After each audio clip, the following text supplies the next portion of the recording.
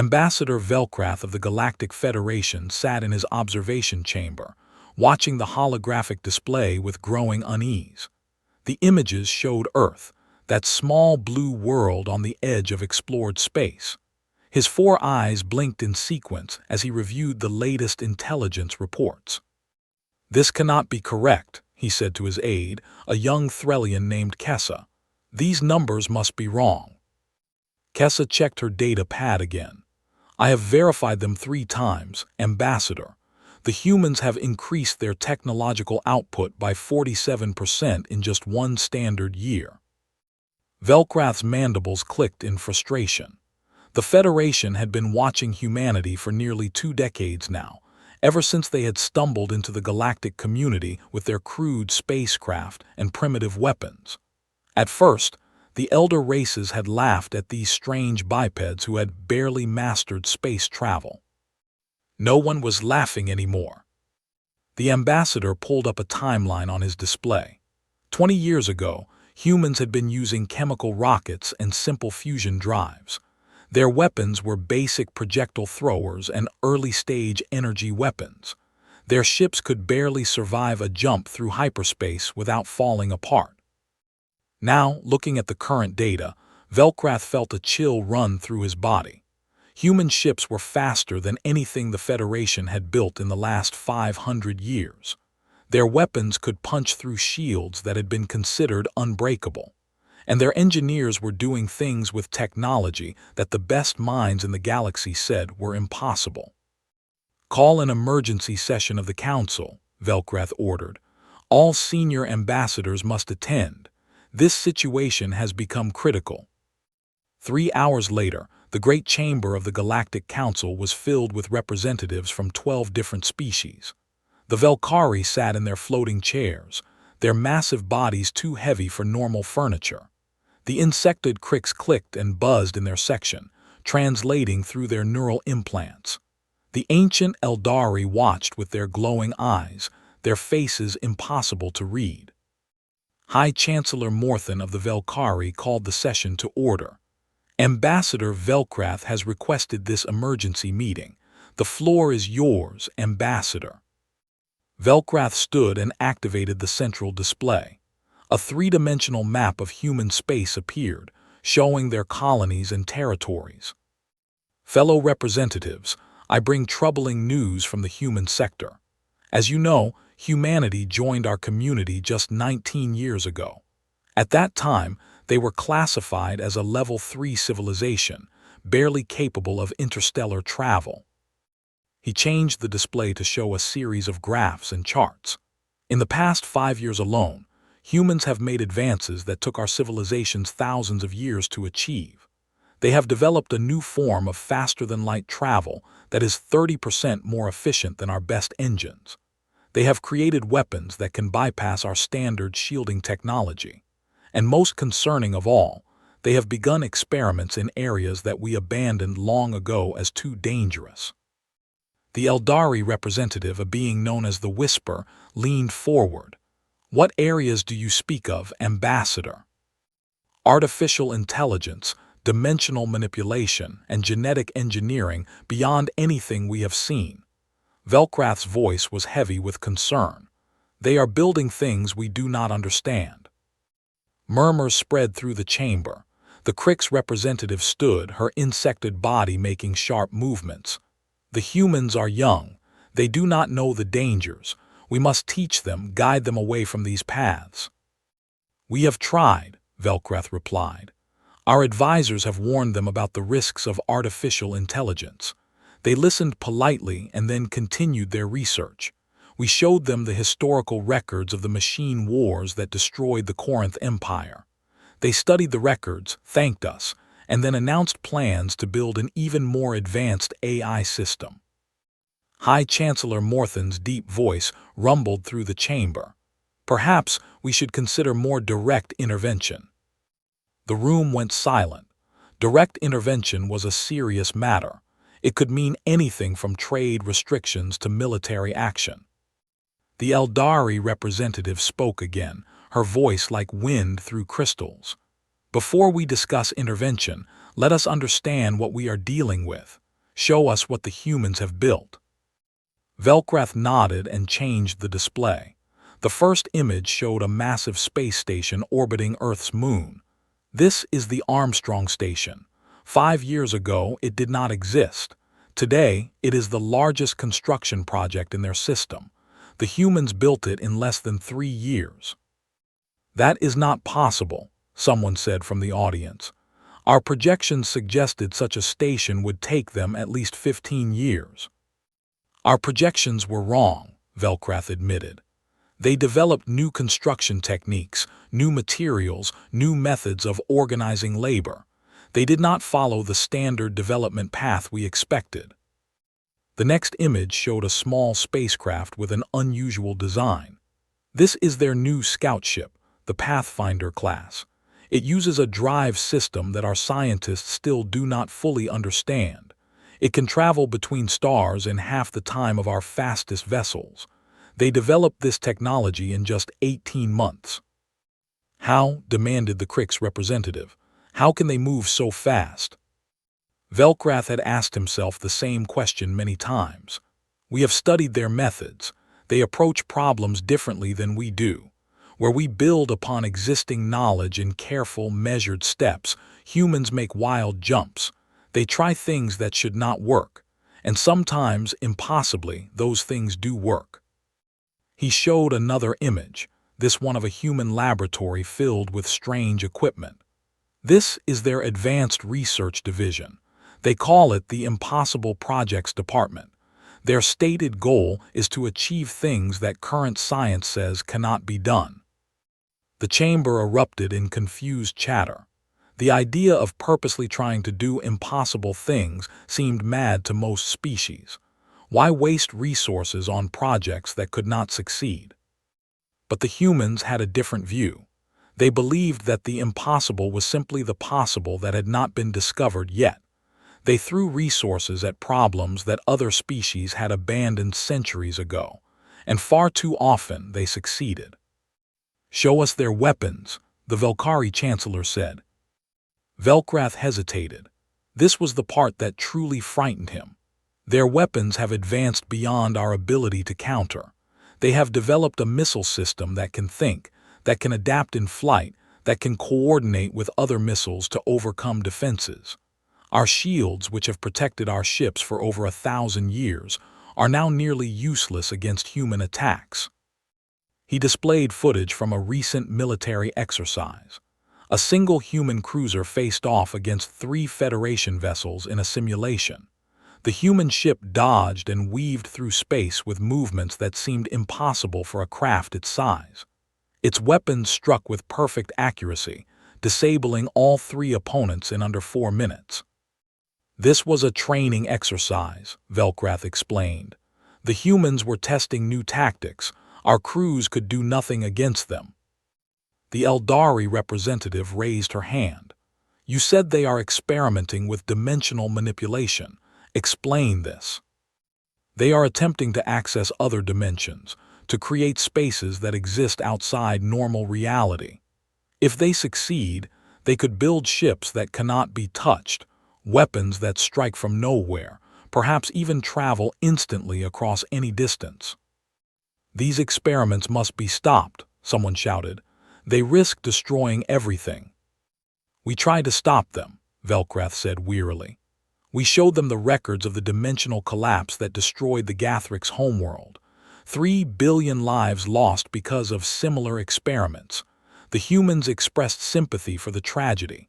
Then they announced they had learned from the Gathric's mistakes and would proceed more carefully." High Chancellor Morthen slammed his massive fist on the table. "They learn from everyone's mistakes except their own. They see disasters that destroyed entire civilizations and think, we can do better. This is madness." But another voice spoke up, the calm tones of the Relixian observer. "Or perhaps it is wisdom. Every species in this chamber has stopped advancing. We reached a certain level and decided it was enough. We became comfortable. The humans have not done this. They continue to push forward regardless of the risks." "The risks are unacceptable," Morthen growled. "They could destroy themselves. they could destroy all of us. Yes, the Relixian agreed. They could, or they could become something greater than any of us ever imagined. The question we must ask ourselves is simple. What do we do about it? The chamber fell silent as each representative considered this question. No one had a good answer. The emergency session continued for 3 more days. Representatives argued, debated, and proposed various solutions. Some wanted to cut off all contact with humanity, to isolate them until they either destroyed themselves or learned caution.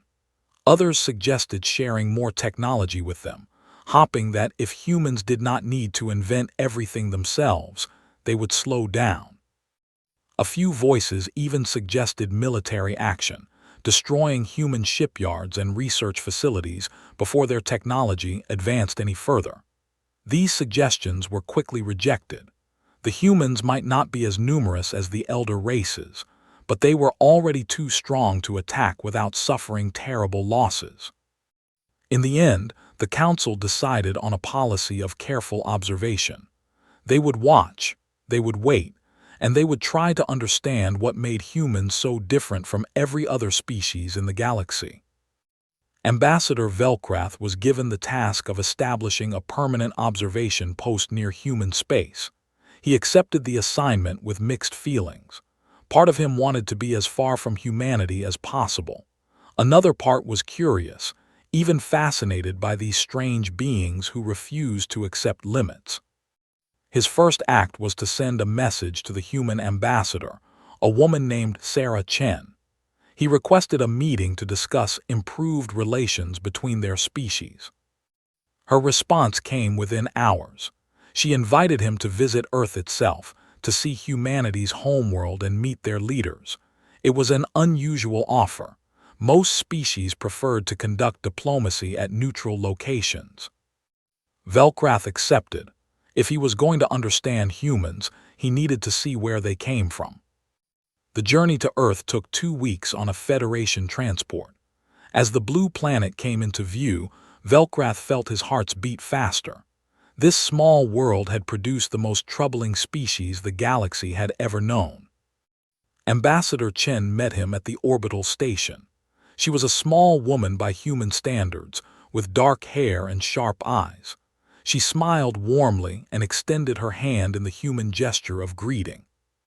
"Welcome to Earth, Ambassador Velcrath. We're honored by your visit." Velcrath took her hand carefully, aware of how fragile humans looked compared to his own species. But he had seen footage of what humans could do in combat. Appearances were deceiving. "Thank you for receiving me, Ambassador Chen. I hope this visit will help our peoples understand each other better." Chen's smile widened. "Understanding is always good, but I warn you, Ambassador, the more you understand us, the more confusing we might seem." She was not wrong. Over the following weeks, Ambassador Chen showed Velcrath things that challenged everything he thought he knew about civilization. She took him to human cities that spread across the landscape like living organisms, constantly changing and growing. She showed him factories where robots and humans worked side by side, creating new technologies at a pace that made his head spin. She introduced him to human scientists who spoke casually about breaking the laws of physics, as if such laws were merely suggestions. He met engineers who had built impossible machines and artists who captured emotions he did not know existed. But the thing that disturbed him most was a visit to a human school. The children there, some barely able to walk, were already being taught to question everything, to challenge accepted ideas, to ask why and why not about the fundamental nature of reality. "You teach your young to doubt," Velcrath said, watching a group of children argue about whether gravity could be reversed. "We teach them to think," Chen replied, "to never accept that something is impossible simply because no one has done it before. But this leads to danger. If nothing is forbidden, how do you prevent disasters?" Chen's expression became serious. "We don't always prevent them. We've made terrible mistakes. We've created weapons that nearly destroyed us. We've poisoned our world and had to learn to heal it. We've fought wars that killed millions of our own people. Then why continue? Why keep pushing into unknown territory? Chen was quiet for a moment. Then she pointed at the children, who were now trying to build a tower that defied gravity using magnetic blocks. Because of them, because someday those children might solve problems we can't even imagine yet. They might cure diseases, end hunger, find new homes for our species among the stars. Every generation builds on what came before. Every generation pushes a little further. If we stopped, if we decided we had learned enough, what would be the point? Velcrath did not have an answer. His own people had stopped pushing long ago. They had reached a comfortable level of technology and stayed there for thousands of years. They were stable, safe, unchanging. And now, watching these human children dream of impossible things, he wondered if his people had made the right choice. The human school visit ended, but the question stayed with him. What were humans building, and why did it frighten him so much? Perhaps, he realized, it was not the technology itself that scared him. It was what the technology represented. Humans were not content to be what they were. They wanted to be more, to become something new, to evolve beyond their origins. The elder races had stopped evolving long ago. They had accepted their place in the universe. Humans had not accepted anything, and that was what made them dangerous. 3 months into his observation mission, Ambassador Velcrath received an invitation that surprised him. The humans were holding a major event, a demonstration of their latest technological achievements. Representatives from all species were invited to attend. "They want to show off," his aide Kessa said with disapproval. "They want us to see how far they have come." "Perhaps," Velcrath replied, "or perhaps they want us to understand them.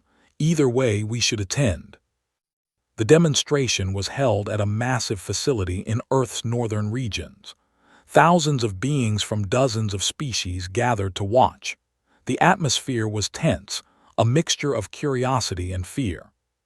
Human President Martinez stood on the central stage, flanked by scientists and engineers.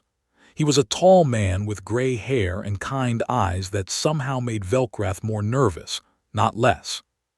"Friends from across the galaxy," Martinez began, "we invited you here today to share what we have learned. Not to boast, but to offer our knowledge freely, as others have shared with us." Velcrath exchanged glances with other ambassadors. Free sharing of technology was unusual. Most species guarded their secrets carefully. The first demonstration showed a new medical technology, a device that could scan any being and diagnose diseases with perfect accuracy. The humans explained the science behind it, offered full technical specifications, and announced they would provide the technology to any species that wanted it. The second demonstration was a new energy source, a way of extracting power from the fabric of space itself. It was cleaner and more efficient than anything the Federation used. Again, the humans offered to share it freely. And so it continued. Transportation systems, communication devices, agricultural techniques, each one more advanced than Federation equivalents. Each one offered without cost or conditions. "Why?" Velcrath finally asked, stepping forward from the crowd. "Why give these things away? Your technology could make you the most powerful species in the galaxy. Why share it?" President Martinez smiled, a gentle expression that somehow carried great weight. "Because power without purpose is meaningless, Ambassador. We don't innovate to be stronger than others. We innovate because that's who we are. We create because we must. And we share because knowledge grows when it's given away, not hoarded. But you must want something in return. Only this, that you help us when we need it, that you teach us what you know, that we grow together as a community of species rather than as rivals competing for dominance." The silence that followed was profound. This was not what anyone had expected. The fearsome humans, whose technology had terrified the Council, were offering partnership instead of domination. Some in the audience remained suspicious. They believed this was a trick, a way for humans to gain trust before striking. But others, Velcrath among them, saw something different in President Martinez's eyes.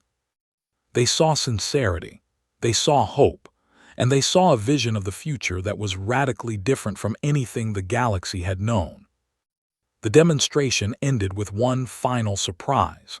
The humans unveiled their most ambitious project yet, a massive spacecraft designed to travel beyond the known galaxy, to explore regions no species had ever visited. "We call it the Horizon," Martinez announced, "and we want representatives from every species to join its crew. This journey will take years, it will be dangerous, but whatever we find out there, we will face it together." Velcrath stood in the crowd, watching the images of the Horizon on the display screens. It was the largest spacecraft ever built, a city among the stars, designed to carry beings from every corner of the galaxy into the unknown. And in that moment, his fear began to transform into something else. The weeks following the demonstration were chaotic. The council debated endlessly about how to respond to humanity's offer. Some ambassadors argued that accepting technology from humans would make them dependent, vulnerable. Others believed the offer was genuine and should be accepted gratefully. Ambassador Velcrath found himself caught in the middle. His official report to the council was balanced, presenting both the opportunities and risks of closer cooperation with humanity. But in his private thoughts, something had shifted. He requested a second meeting with Ambassador Chen, this time at a location of his choosing. She agreed without hesitation, and they met at a quiet observation deck on the orbital station, looking down at Earth spinning slowly below them. "May I ask you a personal question?" Velcrath said. "Of course. Your people move so fast. You build and create and invent without pause. Does it ever frighten you? Do you ever worry about what you might become?" Chen considered the question seriously. "Every day," she admitted. "Every innovation brings new dangers. Every advance could be our last if we're not careful. We've come close to destroying ourselves more times than I like to count." "Then why continue?" "Because the alternative is worse." She turned to face him directly.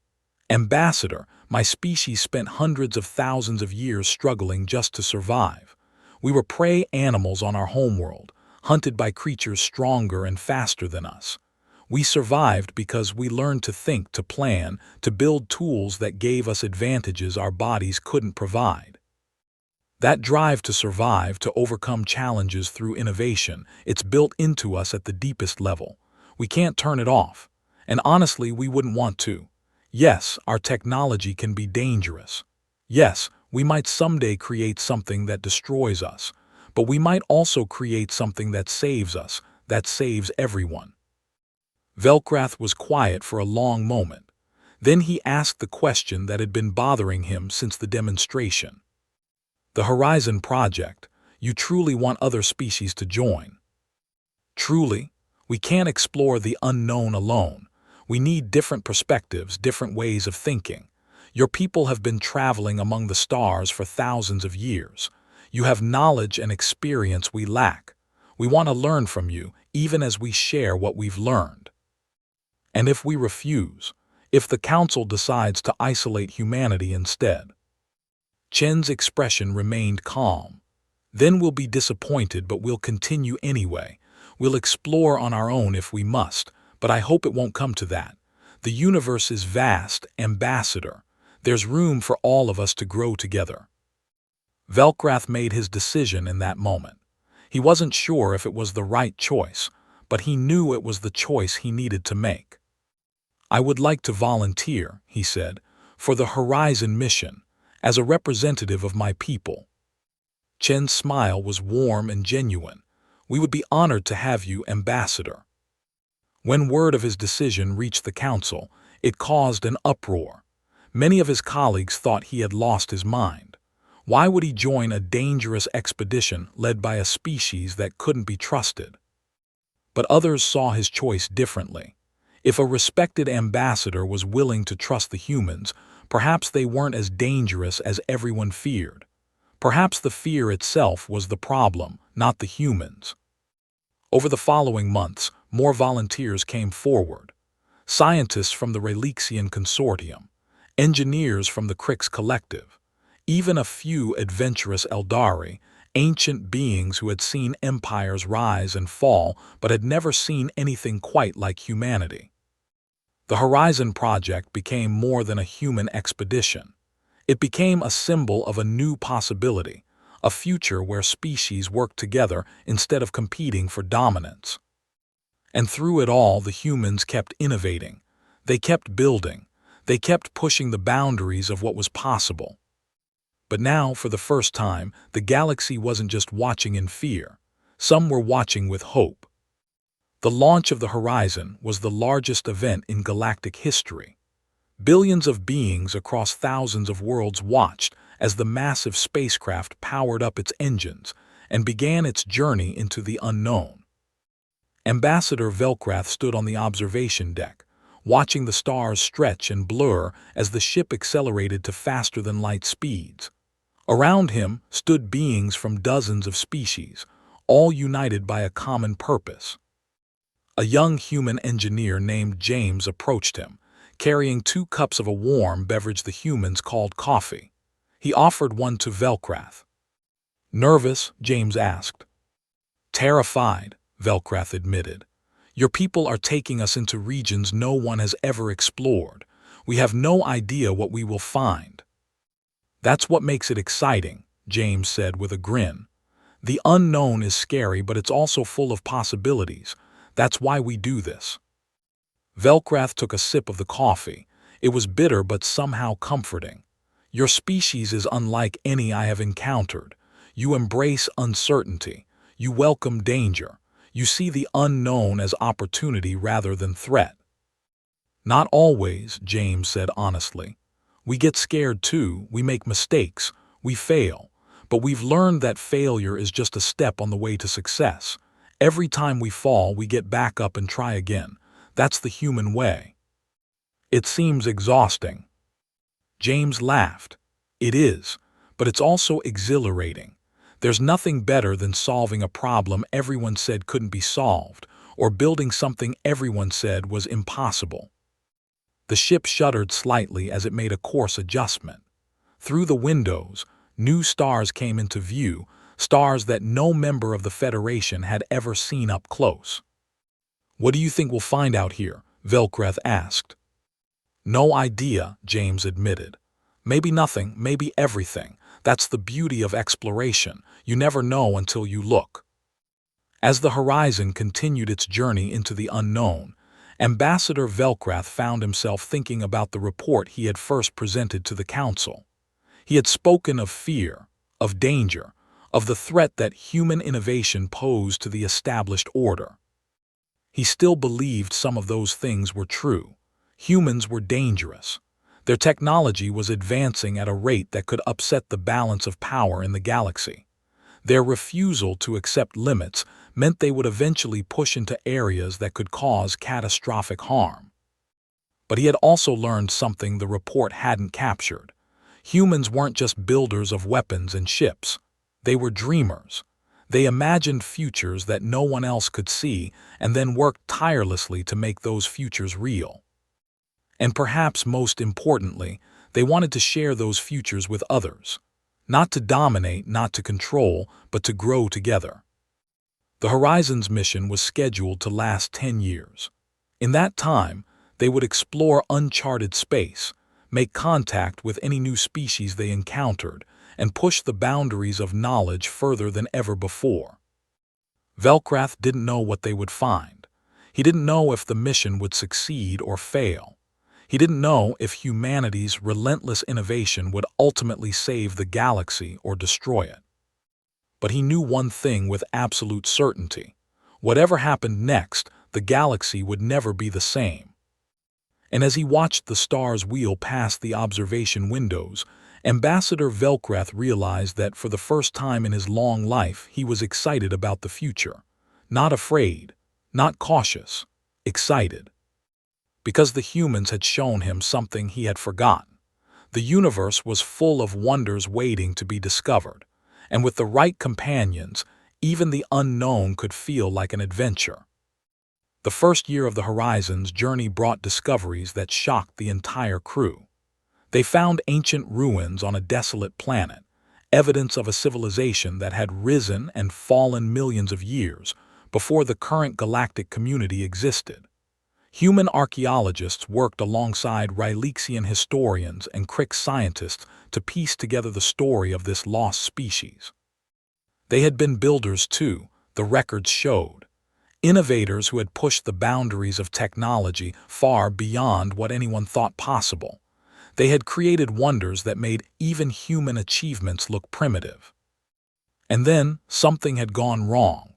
The records were incomplete, but the evidence suggested a catastrophic failure, a technology that had turned against its creators and destroyed everything they had built.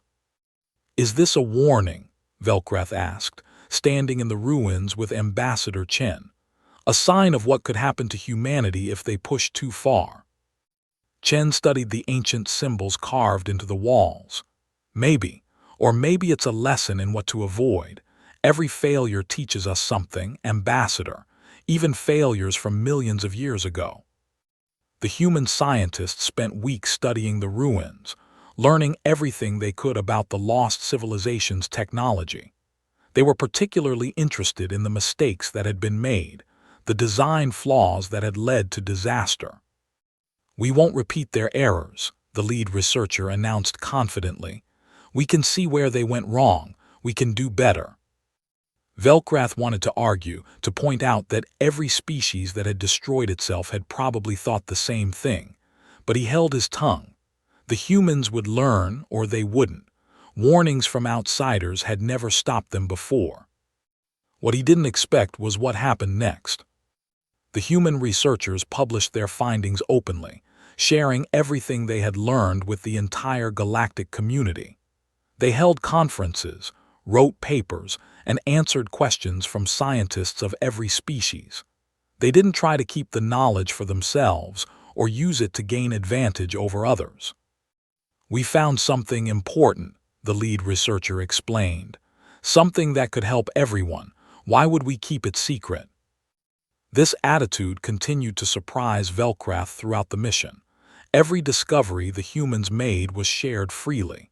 Every advancement in technology was offered to anyone who wanted it. They seemed genuinely uninterested in dominance or control. One night, unable to sleep, Velcrath found James in the ship's observation lounge, staring out at the stars. "May I ask you something?" Velcrath said. "Sure." "Your species has been treated with suspicion and fear since you joined the galactic community. The Council watches your every move. Many believe you are a threat to the established order, yet you respond with openness and generosity. Why?" James was quiet for a moment. "Because fear creates enemies and generosity creates friends. We've learned that lesson the hard way, through centuries of conflict on our own world. We know what happens when species see each other as threats rather than potential allies. You hope to change how others see you through your actions." "Partly, but mostly we just think it's the right thing to do. We've been given gifts by the universe, Ambassador. Intelligence, creativity, the drive to explore and discover. It seems wrong to hoard those gifts. Sharing them makes them more valuable, not less." Velcrath considered this. His own people had hoarded knowledge for millennia, believing it gave them power and security. And yet, looking at the humans, he couldn't help wondering if they had been wrong. "You are a strange species," he said finally. James grinned. "We get that a lot." The second year brought contact with a new species, beings who called themselves the Voth. They were unlike anything the crew had ever encountered, living in the atmosphere of a gas giant, their bodies adapted to survive pressures that would crush any other life form. First contact was tense. The Voth were suspicious of the strange beings who had appeared in their space. They had been alone for so long, believing they were the only intelligent life in the universe, that the arrival of the Horizon was deeply unsettling. The human diplomats took the lead in negotiations.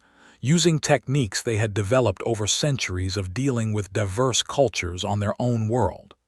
They were patient, respectful, and genuinely curious about the Voth way of life. "We come as friends," Ambassador Chen explained through the translation devices. "We want to learn from you and share what we have learned." The Voth elder studied her with its multiple sensory organs. "You speak of friendship, but you bring machines of war. Your ship carries weapons capable of destroying worlds. Why should we trust you?" It was a fair question. The Horizon was indeed armed, carrying defensive systems that could repel most attacks. The humans had learned long ago that exploration without protection was suicide. Chen nodded, acknowledging the concern. "You are right to be cautious. We carry weapons because the universe can be dangerous, but we have never fired in aggression, only in defense. We hope we will never need to use them at all." "And if we refuse your friendship, if we demand you leave our space?" "Then we will leave," Chen said simply. "We have no right to force ourselves on anyone, but we hope you will give us a chance. We have traveled far to meet you. We believe there is much we could learn from each other." The negotiations lasted weeks. Slowly, carefully, trust was built. The Voth were amazed by the diversity of species aboard the Horizon, by the concept of different beings working together toward common goals. In their isolation, they had never imagined such cooperation was possible. In the end, the Voth agreed to join the galactic community. They sent representatives back with the Horizon to meet the Council and share their unique knowledge of gas giant ecosystems. Ambassador Velkrath watched the farewell ceremony with wonder. A species that had been alone for millions of years was now part of a larger family, and it had been human patience and generosity that had made it possible. "How do you do it?" he asked Ambassador Chen. "How do you turn suspicion into trust, fear into friendship?" Chen smiled. "Practice. Lots and lots of practice. We've been building bridges between different groups for as long as we've existed. Sometimes it works, sometimes it doesn't, but we keep trying. Your species has a gift for connection. Maybe, or maybe we just can't stand being alone. Humans need community. We need to belong to something larger than ourselves. I think that's why we explore. We're looking for family." The concept resonated with Velkrath in ways he hadn't expected. His own people had lost that sense of connection long ago, retreating into isolation and stagnation. Perhaps, he thought, the humans could teach them something valuable after all. By the 5th year, the Horizon had become a legend throughout the galaxy. Stories of its discoveries spread to every corner of known space. The Council, which had once feared human innovation, was now eagerly awaiting each transmission from the ship. The crew had found worlds that challenged every assumption about life in the universe. They had encountered phenomena that rewrote the physics textbooks. They had made contact with 3 new species and laid the groundwork for lasting friendships. And through it all, the humans kept innovating. Working alongside their alien crewmates, they developed new technologies that neither species could have created alone. The collaboration produced breakthroughs that would benefit the entire galaxy for generations to come. Ambassador Velkrath recorded his observations in his personal log, words that would later be shared with the Council. "I came aboard this ship as an observer," he dictated. "My mission was to watch the humans and report on the threat they posed. After 5 years, I can say with certainty that my initial assessment was wrong. Humans are not a threat to the galactic order. They are a gift. Their endless creativity, their refusal to accept limits, their drive to explore and discover these are not weaknesses or dangers. They are the qualities that will carry our community forward into the future. Do they frighten me? Sometimes, yes. The speed of their advancement is dizzying. The scope of their ambitions is vast beyond measure, but I have learned that fear is a poor guide for making decisions about the future. The humans taught me something important. The unknown is not something to be feared. It is something to be explored. Challenges are not obstacles to be avoided.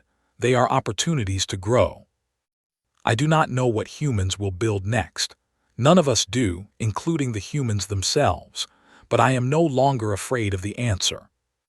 Instead, I am curious, I am hopeful, and for the first time in centuries, I am excited about the future. When the Horizon finally returned home after 10 years in deep space, it was welcomed with celebrations that spanned the galaxy. The crew, aged but triumphant, were honored as heroes by every species in the Federation. But perhaps the greatest tribute came from an unexpected source. The Council, which had once debated isolating humanity or even attacking them, unanimously voted to create a new position, the Human Innovation Partnership Program. The program would pair human scientists and engineers with researchers from other species, encouraging the kind of collaboration that had made the Horizon mission so successful. It was an acknowledgement that human innovation, once feared, was now valued. Ambassador Velcrath was asked to lead the program. He accepted the position with pride, knowing that his journey aboard the Horizon had changed him in ways he never could have predicted. In his acceptance speech, he looked out at the assembled representatives and spoke from his heart. 20 years ago, I warned this council about the danger of human innovation. I spoke of fear, of risk, of the threat posed by a species that refused to accept limits. Today, I stand before you with a different message. The humans have taught us that fear is the enemy of progress. They have shown us that limits exist only in our minds. They have proven that cooperation is more powerful than competition. I do not know what they will build next, but whatever it is, I know that it will be extraordinary. And I know that if we are wise enough to join them, to add our knowledge and experience to their boundless creativity, the results will be beyond anything we can imagine. The Federation once watched human innovation and feared what they would build next. Today, I invite you to watch with hope instead. The future is bright, my friends, and it belongs to all of us. The chamber erupted in applause. Beings of every species united in appreciation for a message they had never expected to hear. And somewhere in the crowd, a young human scientist smiled and began sketching plans for her next impossible project. Because that was the human way, always building, always dreaming, always reaching for the stars. The Federation had learned to stop fearing human innovation. They had learned instead to embrace it, and together they would build a future greater than any species could create alone.